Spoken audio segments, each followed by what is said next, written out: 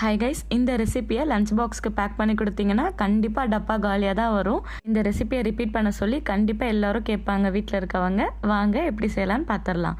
குக்கரில் 2 ஸ்பூன் நெய், 2 ஸ்பூன் எண்ணெய் ஊற்றி பட்டை வகைகள்லாம் சேர்த்துட்டு ஒரு பெரிய வெங்காயம், ஒரு பச்சை மிளகா, ஒரு கைப்பிடி நிறைய புதினா இலை சேர்த்துக்கோங்க. இதெல்லாம் வதங்கின பிறகு ஒரு குட்டி கேரட், 5 போல் பீன்ஸ் கட் பண்ணி சேர்த்துருக்கேன். ஒரு 2 நிமிஷம் வதக்கிட்டு ஒரு கைப்பிடி நிறைய ஃப்ரெஷ்ஷான பட்டாணி சேர்த்துருக்கேன். இது எல்லாமே நல்லா ஒரு 2 to 3 மினிட்ஸ் வதக்கிட்டு மீடியம் சைஸில் ஒரு தக்காளி கட் பண்ணி போட்டுக்கோங்க. கூடவே 1 ஸ்பூன் அளவுக்கு இஞ்சி பூண்டு விழுது சேர்த்துட்டு பச்சை வாடை போகிற வரைக்கும் நல்லா வதக்கி எடுத்துக்கலாம்.